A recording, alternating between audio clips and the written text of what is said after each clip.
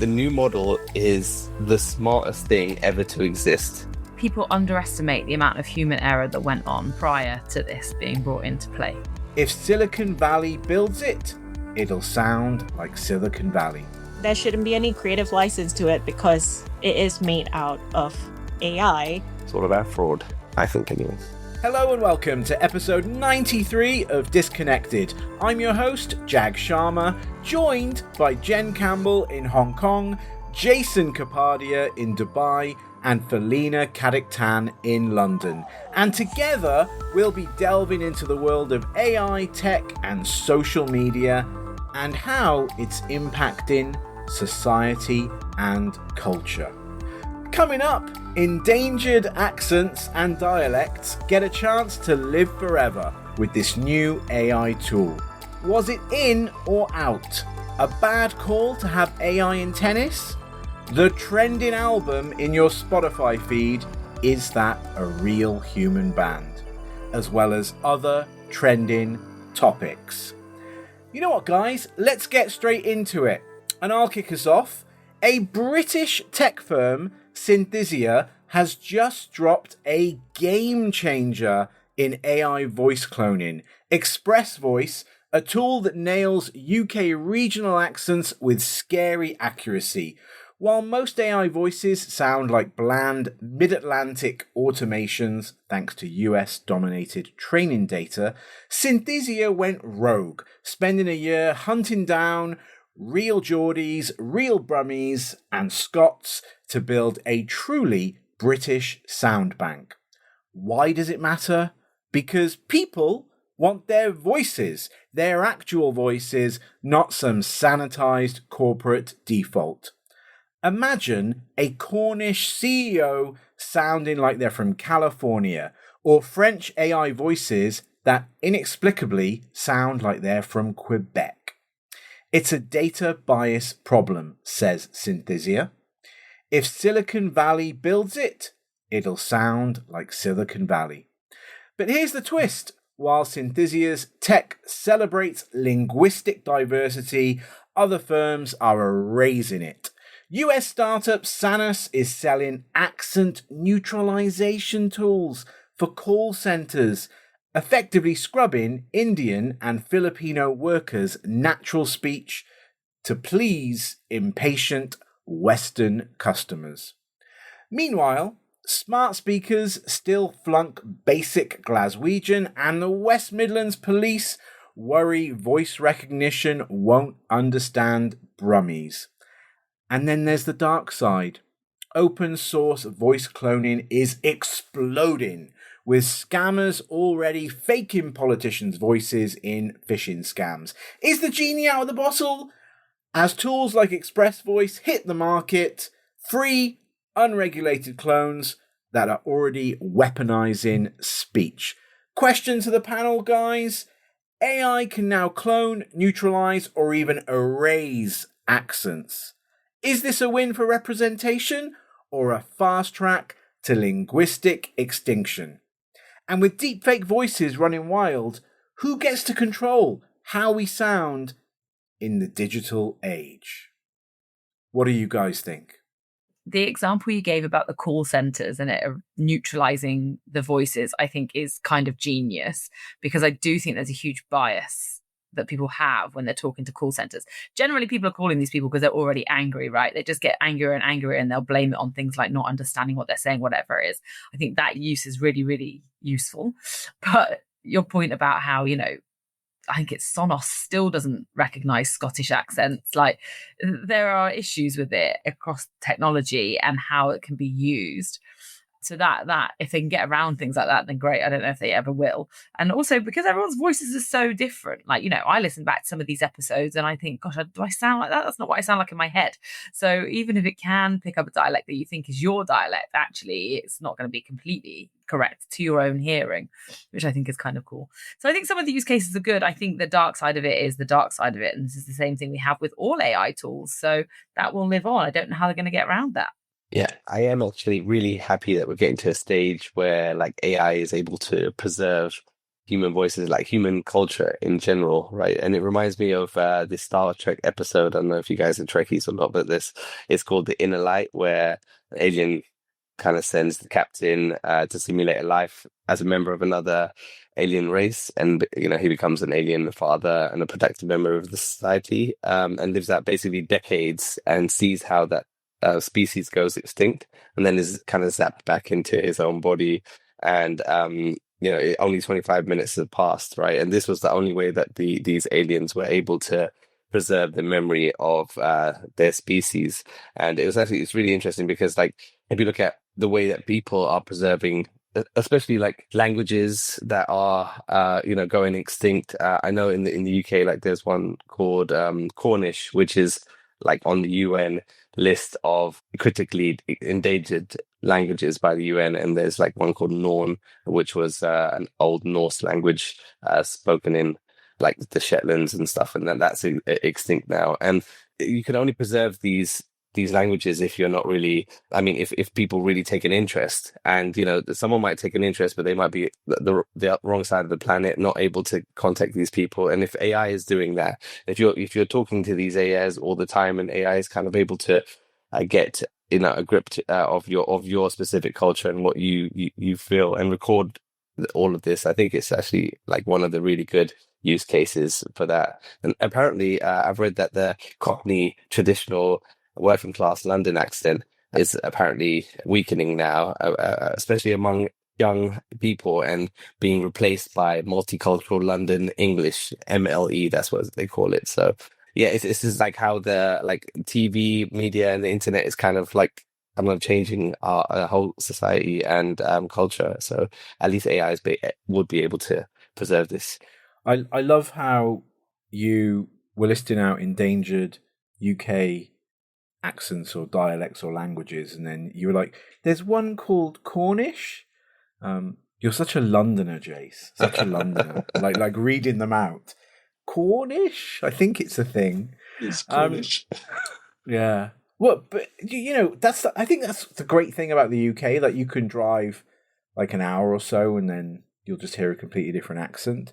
Felina, you're from Singapore, and you've moved to London, whereas the rest of us left the UK. So you're there. Like, what are your thoughts on the accents there? Do you hear different accents all the time? Oh, yeah, absolutely. All the time. But also they also mistaken my accent for something else, which I'm sure you know which one already. But, I think it's nice. I like that, it's really diverse, and you get to hear all these different accents. And I think, to Jason's point about language preservation, like, it's so important because, I'm from Singapore, and obviously Singaporean sound, we've got a dialect called Singlish, and like, you wouldn't want that to like disappear, because I don't know, that's like, sure, on some days when I hear it, when I'm, in, let's say, central London, and I hear it, it's quite cringy. I'm like, why the hell am I hearing that? And like, you want to get away from it as much as possible. But then if you think about it, if I don't ever hear it ever again, it's sort of sad, because I don't know, there's just some sort of nostalgic factor to it. And so I don't want it to be erased forever and ever. And I think that's how, people with, I guess, some sort of like heritage where, their languages don't really get spoken much anymore. I think that's how they would feel as well if it got erased forever. So, yeah. When I was in school, they brought back Welsh. I'm from Wales. You can obviously tell from my accent. No, you can't. I actually couldn't, but yes. It's in there somewhere. And so they brought that back, and that helped increase the number of Welsh speakers in Wales. And also, if you want to work for the Welsh government in certain roles, you need to speak Welsh. I mean, that's language, though. That's not necessarily a dialect or an accent. Jason mentioned the Cockney accent. So, yeah, preservation of language, I agree, is important. Preservation of accent, I recall a few occasions I've seen recently where in the US, people believe that the Boston accent today is actually not the real Boston accent. And when they play news clips from like the 70s or the 80s, Bostonians sounded different. Similar to Liverpool, believe it or not, the accent was different in the 60s and 70s to what it is now, and there's documented video evidence of that. But surely a lot of that is also language change, because people in the 60s weren't saying, "Yeah, man, in it." You know, like there's certain words. Like they are in Swindon today. Jen, is yours a very Swindon accent? I don't think so, but I haven't lived in Swindon for too many years. I don't even want to count. So I don't think so. I have quite a neutral accent. But if you wouldn't believe it, my mum and dad have really, really Scottish accents, like really Scottish. Like how Scottish? Like I mean, I can't do a Scottish accent, so I'm not going to try. He was tricking you into doing it. Like Billy Connolly or Sean Connery or Shrek? I mean, it's probably Shrek. It's probably died down a little bit because they also haven't lived in Scotland for too many years, like 50 odd years. But yeah, people like when I was at school, my friends used to call the house phone and my mum and dad would answer and they'd be like, "Oh, wrong house," and hang up because my mum and dad have really Scottish accents. Wow. Okay. Not that this has anything to do with AI. Just thought was that but I really like Jen's point about the call center use case though. Because that one is like spot on. I think neutralization is needed for that because you remember like you'll see all these memes on Instagram or TikTok or whatever, and like people are recalling their experiences with call centers, and like it just gets lost in translation. I remember there was one about like the call center representative saying a specific string of numbers and like the person on the receiving end just completely missing all the numbers because the person couldn't hack what the customer representative was saying. And so like in those instances, neutralization for sure. Like do it. I don't know. I quite like the accents though. Like, when I'm in the UK and I call up Virgin Media, I like finding out where in India they are, and I like having a chat with them. And then similarly, Jack, they're probably KPI'd on how long they're on the phone for, and you're blooming chatting away to them about where they live. I don't know. They always seem quite nice. And then for Cathay Pacific in Hong Kong, I'm actually thankful when I get a Filipino. They're much more helpful than their Hong Kong Chinese counterparts. That's just facts. If I get a Filipino call center person from Cathay, I know something's going to be done. Nothing at Cathay is done well. Let's be honest. Sure, but some things are done less painfully sometimes. Right. Let's hope certain Cathay employees hear this bit. There's also the actual words they say, right? Because if you're speaking to an Indian call center worker, they'll say, "Please do the needful," or something like that. And, we don't say that here, but it'll be weird to hear, "Please do the needful" in like kind of British accent or whatever. That is true. That is very true. Yeah, the AI needs to be taking their string of words and like changing what they say to try to make it sound like if they want it to be authentic, because these call center people, like you said, Jen, they might already be ticked off. And, if they realize they're talking to an AI manipulated person, then I don't know. It's just that would take time to feel that. You can't, I don't know. What would "please do the needful" turn into? Do it now, bruv.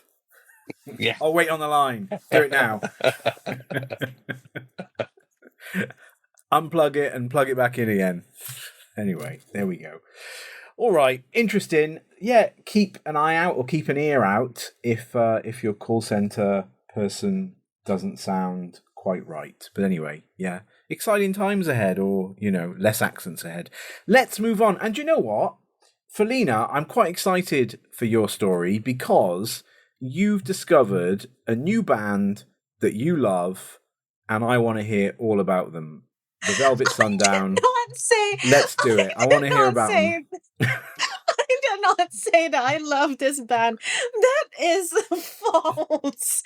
It's actually, you know what? If anything, the story is more in line with just the AI versus human debate again. Because so in case you missed it, there's this new band out there called the Velvet Sundown, right? And they're apparently an AI generated band, but they quietly dropped the track on Spotify and it somehow got over 1 million plays. There's actually no human singer, no real musicians. It's all just code. And no one told the listeners. It was only after the fact that people even realized it wasn't made by like humans.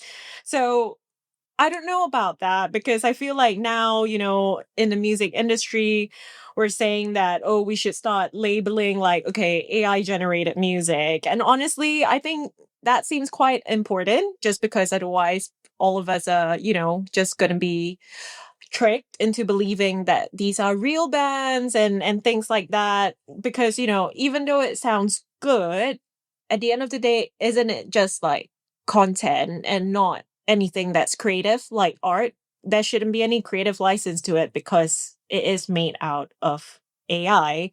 That really stuck with me because I'm not sure like this should be celebrated. I don't know what you guys think, but yeah, it's just it kept me thinking about like how can we like protect parts of creative culture.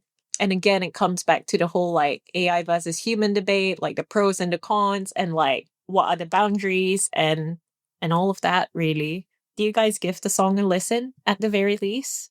So I actually heard this last week or this week on the radio. I listen to UK radio here when I'm working from home. And Toby Tarrant was playing it on Radio X and brought up exactly the same debate of, okay, but you're listening to it and you're enjoying it, so that's not such a problem. And it made me think more about, but actually I should start this by saying I don't agree with all music moving to AI generated. I think you're going to lose a lot of skills, but somebody has got to have been skilled enough to prompt AI to create this song. So I don't know, I've not read enough about like how they did it, but did they write the lyrics and they got the song made? Did the AI write the lyrics for them? Like, how did they prompt it to get a whole song that's pretty okay to listen to that you could put on national radio and people wouldn't realize it was AI, right? So there's some skill behind it. Somebody is doing something that is skillful. And in the same way you could say, and I'm not saying this myself, but some might say, I would say probably my parents would say, take a DJ. They don't actually make the music themselves. They often mix songs together, make tracks, whatever, right? So this talent is in making the end product. It's not necessarily on how they get there. So there's part of me that thinks good on them. Like, this is a new skill. Like, people are going to have to learn it. They're going to have to learn like what is good, what people like listening to, how to prompt that, how to make it. But I do think there's got to be a transparency. They've got to say up front, or there's got to be some way of saying, this is how this is made. Or maybe not. Maybe that's the whole point. Like, maybe that's where music's going. I don't know. I have this real battle. But at the moment, for me, it should be marked as this is how this was made. But these guys are super impressive. This guy, I have no idea who made it. They made a whole image, backstory, everything of this band. Like, they really went for it. So, yeah, kudos to them, I think. It's going to be weird listening to the radio and then it's going to say, the following song, it was made by AI. Or, if they're going to be doing it for every single AI song.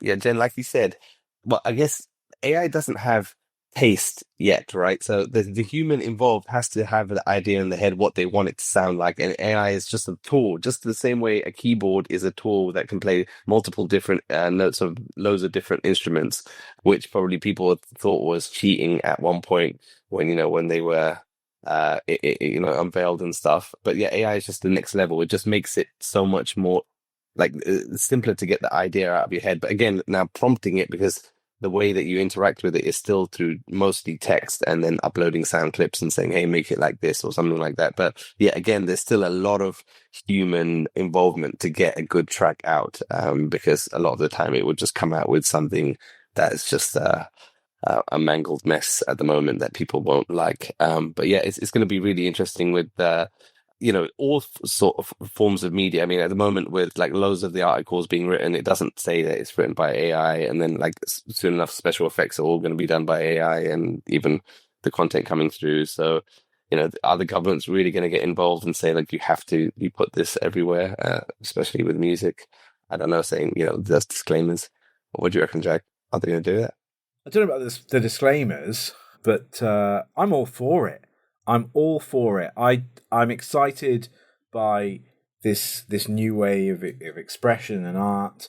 I think the backlash against AI music mirrors past resistance to things like drum machines, synthesizers, electric guitars, all initially called out as being inauthentic. But they kind of created new genres of music. AI is no different. The Velvet Sundown's output, it wasn't created in a vacuum. It was shaped by humans who defined the sound, the folk-inspired sound. As Jen said, the artwork, the narrative, all of this was human-inspired. This isn't replacement, it's collaboration. Historically, people always resist new tech. We've talked about that many times in different examples. But innovation always wins through. AI is just another instrument. And a couple of other points as to why I really like this is because it breaks down barriers. Disabled people who want to be musicians, artists, they can compose without physical limitations. A teenager in Nairobi or Newcastle can produce orchestral arrangements without a studio. So I quite like it, and I'm excited. And I think it's just music evolving, and it's music evolving. Music always evolves, and it's evolving further. And yeah, I'm excited for it. That's my view, Felina. Like it or lump it. I think I'm still on the fence just because of the craft behind it. Okay, let's say an up and coming band from some small, let's say, village in England or something.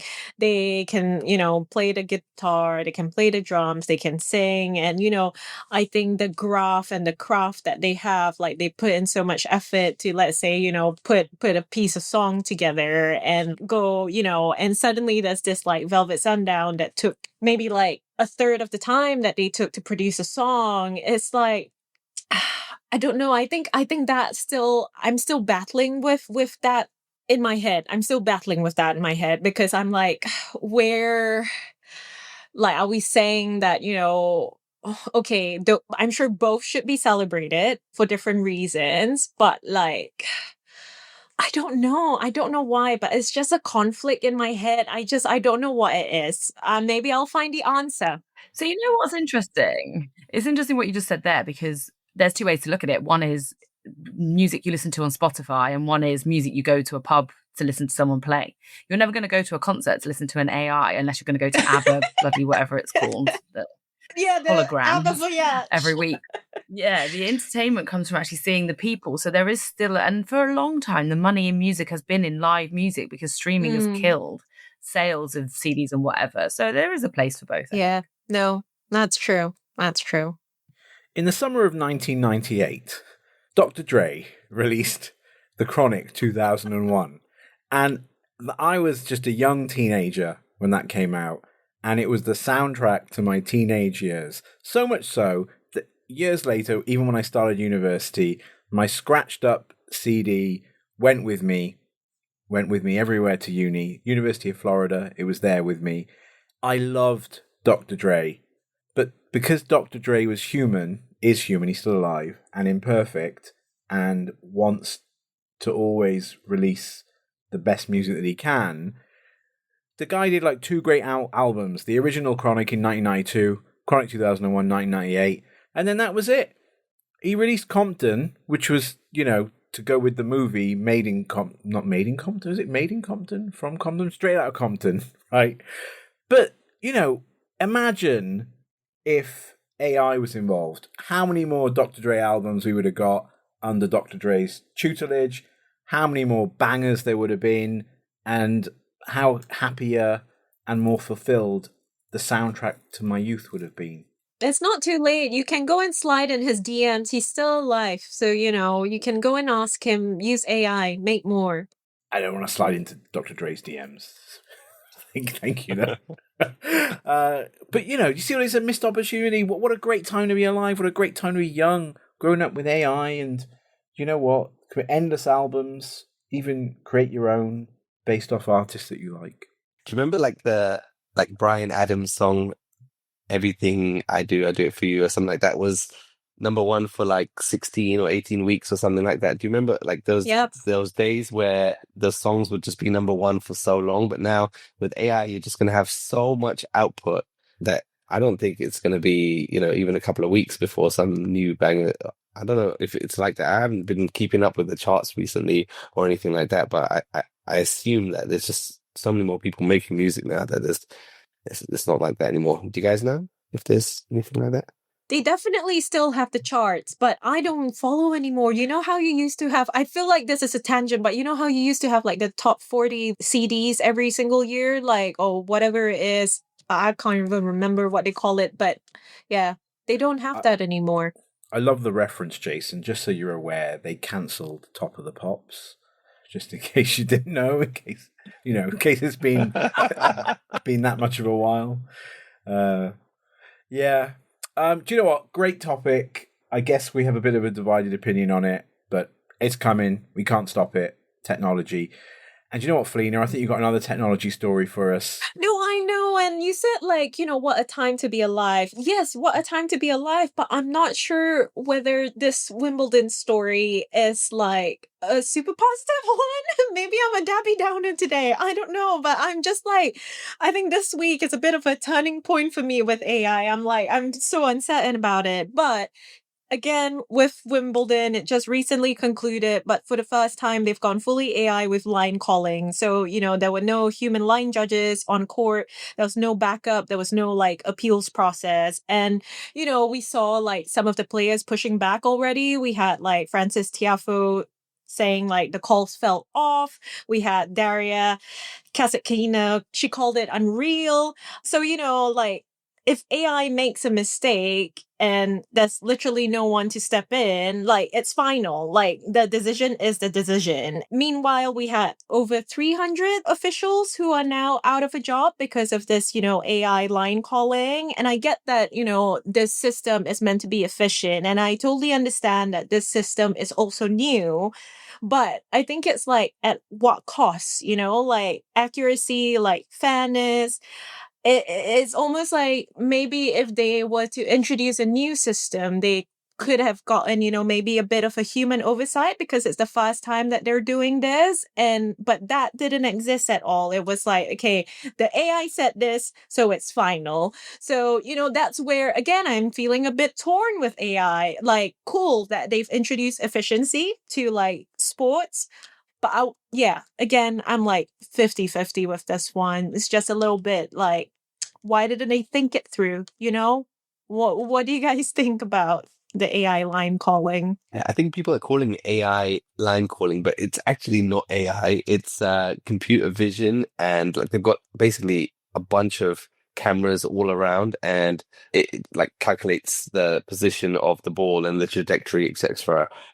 And this is code not really written by AI. It's like heuristically written by humans, and so that tech is a bit off, and it can be improved because they just need to improve the accuracy of it. But yeah, Felina, you're completely right. They should have this kind of hybrid where like it's like cricket, but it needs to be like on the screen so the umpire can look at it, just quickly move it around in space and say, okay, is that off or is that out or not, and then give that decision. But the biggest problem is that the sport is so quick to play, and you don't want to be shouting out when it's and then they stop playing and then but it wasn't out or something like that. So yeah, I think this is just a tech issue that needs to be improved. But they do have a lot more AI tech that they're using outside of their actual like playing the game, like this like live chat that they have that they're using AI, and there's a few other things like the likelihood to win where they're using AI to dynamically predict the outcomes. But that's got nothing to do with what we're talking about today.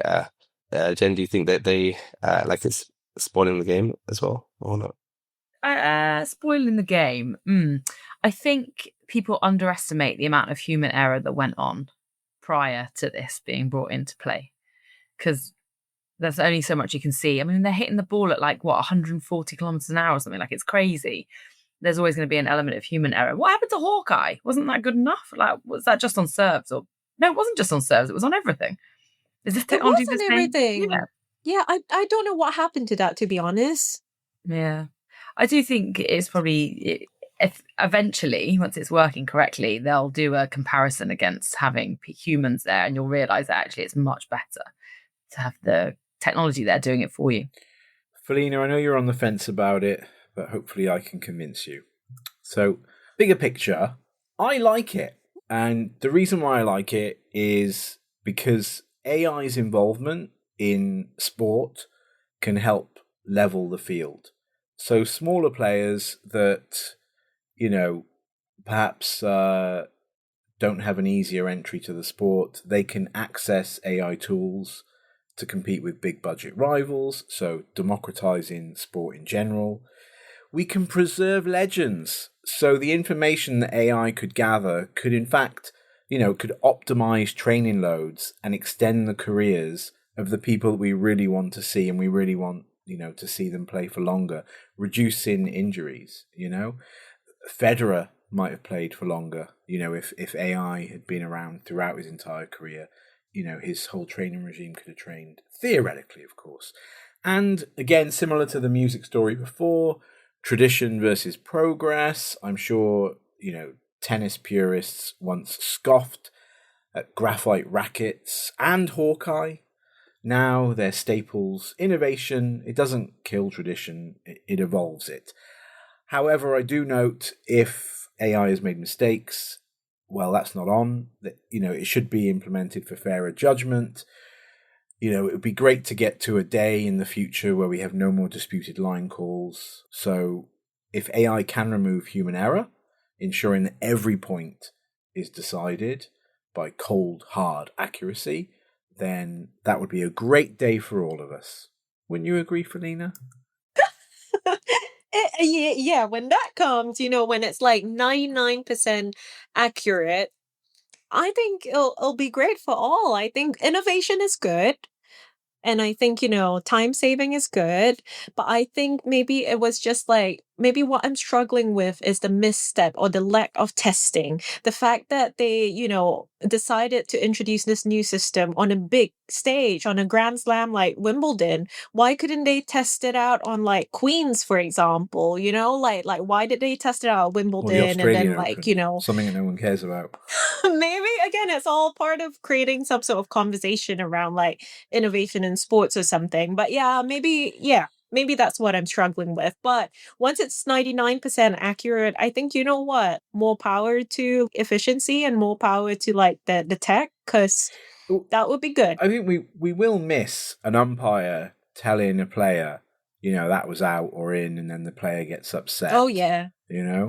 I don't know, Jace, when was the last time you watched tennis? Probably, was it Pete Sampras arguing with the ref? I was actually watching Wimbledon, but I think that they really pushed through this technology, maybe without testing it properly. I think it's more than 99% accurate, but all it takes is just a few out of the thousands and thousands of balls that go out. Like, all it takes is just two or three bad calls, and then, everyone's up in arms. But it's actually to do with sports betting, I think, that they really pushed it through, because what was happening is not in these big games, but in some of the smaller ones where they know that the umpire is a bit slow to put in the score. What people were doing is they were betting who was going to win the current game or match or however. But what they would do is they would take advantage of the time it takes for the umpire to press that Pete Sampras had won. I don't know, Pete Sampras doesn't play. Why am I talking about Pete Sampras? But, this player has won the point, and they would, they'll put it into the system, and then it would spread through to all of the betting networks that this person's won this point. But in some, they were like literally people on the court, and they were like betting just like a second before whatever the umpire would put it in, and they were making some unfair money. So now, if it's AI, it rolls it straight away, and there's no human in the loop to give that delay. So yeah, interesting. It's all about fraud, I think, anyways. Brilliant. Thank you, Jason. Thank you, Felina, for that story. Do you know what? Let's move on, and let's move to Jen. Jen, you've got AI being created for something good. Imagine. Can you imagine? Yes. Well, we've all been waiting a little while to see who in the EU makes an update with kind of AI and what they're doing with large language models. And would you believe it? Enter the Swiss. They're coming out with their large language models. So the Swiss, stereotyped as politically neutral, ruthlessly efficient in one thing I read. And I would say that's exactly where they're headed with this. So they are releasing a large language model that's built for good. And it's been created by two big tech universities in Switzerland. So ETH Zurich and EPFL, which is in Lausanne. And they just recently held the International Open Source LLM Builders Summit. And the idea was to bring together a lot of the international organizations that are trying to do open source and looking at how they could do AI with regulations and things in place. So it's been this whole model has been designed on public infrastructure, and it's been trained on the supercomputer in Switzerland, aptly named Alps, which I very much enjoyed. It's at the National Computer Center. So the main things to know about it is going to be they're focused on transparency. So they will let you know what training data they've used. It can be replicated so you can use it in other places. So people can learn from it. They're really hot on kind of making sure that science and governments and that sort of stuff can use this model. So that's the first thing they're focused on. The other is multilingual performance. So right now it should be fluent in over 1,000 languages. And I think they actually trained it on 1,500 languages. So they're actually trying to expand it beyond that as well. And the other thing is the high reliability. It's been trained on kind of a crazy amount of data. I've written it down. I think it's like 15 trillion high quality tokens, which basically means 15 trillion different words and bits of words that make up language. So they've done an awful lot of work, and they are going to release it for free. So rather than all the commercialized platforms that you can use that you have to pay for the subscriptions for, this is going to be kind of open to everyone, supposedly. Let's see about that. So yeah, I think they are trying to foster innovation, and they're definitely trying to encourage broad adoption. I think they're well aware that, Jag, to your point previously about accessibility, why shouldn't someone in Zimbabwe have the same access to someone in Newcastle? So they're really looking at it from that perspective as well, to kind of bring it to everyone. So it's not launched yet. It should be launching, the first round should be the end of the summer, and then see the rollout after that. Don't know if you guys read about it. Are you surprised the Swiss were the first to get to market with it? What do you think? Is it truly tech for good? Because it's Swiss, I almost think that it is for good. Maybe that's just like historical bias for me, but I read the whole article. It's pretty long, but you know what? It's very convincing, and I hope it does well. And they're living up to, to the stereotype, like the fact that they're neutral and they're always a force for good. For once in this episode today, I am actually, pro AI and happy to see where this goes. Felina, if an article's too long, you can use AI to Can you summarize just it for you. Come on. There are many use cases. Do you know what, Jen? For me, there were kind of three things that came to mind, or kind of questions I had on it. So, is this for the public good, or is it academic idealism? So is it truly for everyone? Will it compete with closed models, or is it just niche, as a virtuous alternative? Or worse, could it become a tool for governments to rebrand surveillance as transparency? That was my first kind of concern. Second kind of broader concern, who's footing the bill? So there's a fund right now, but sustainability is key, and we know that AI projects are pricey. So will public grants keep it alive, or will this quietly pivot towards corporate sponsorship or partnership? And the bias paradox. So the team even admits themselves that, bias can't be fully removed. So it's just less biased. Is that a PR safe way to say it's flawed, but it's ours?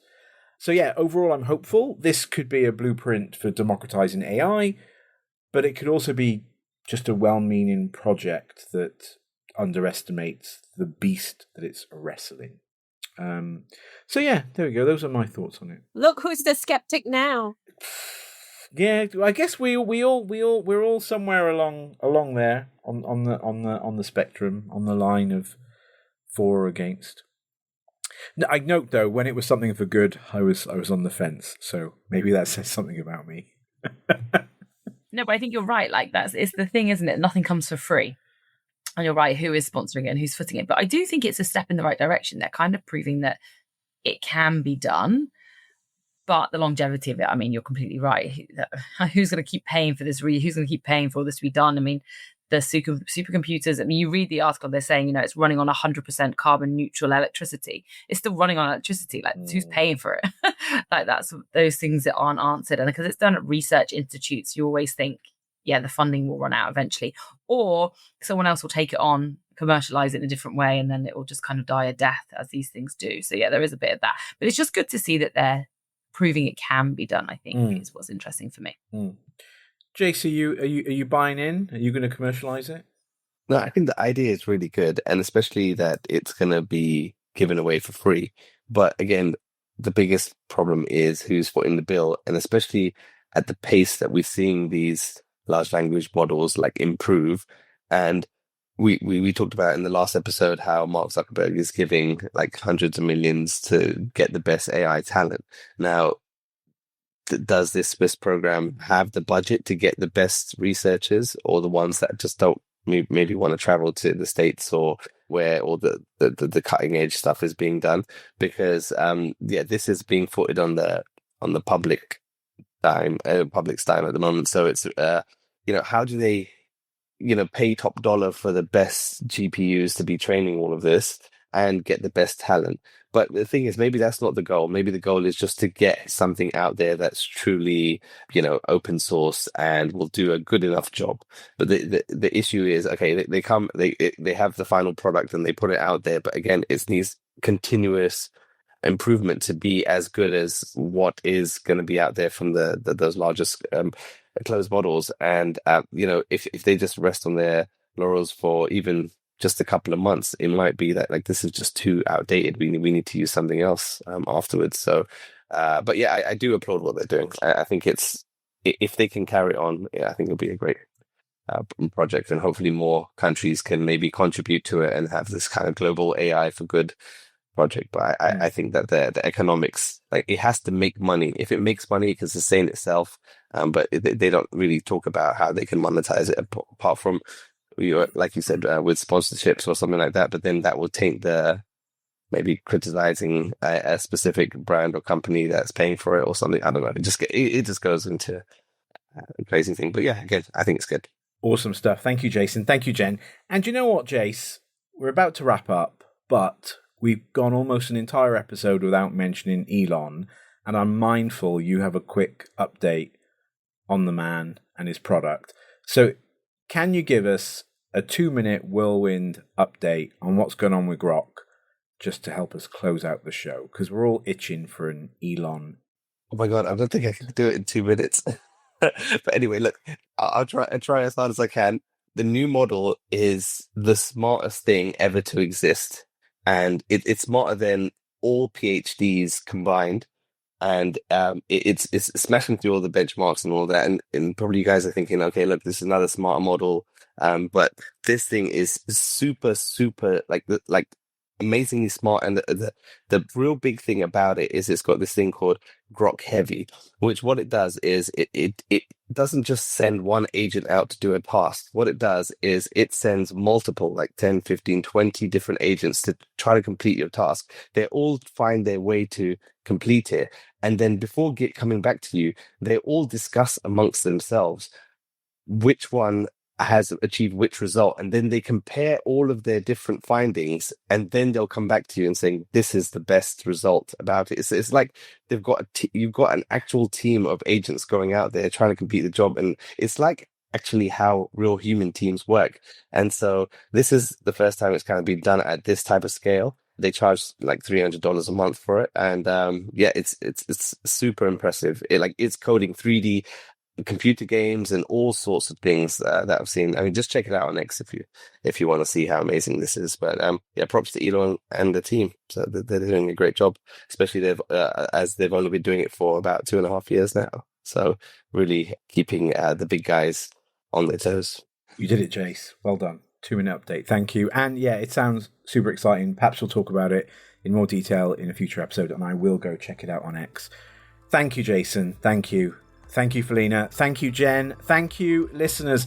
This has been episode 93 of Disconnected, and we'll see you on the next one.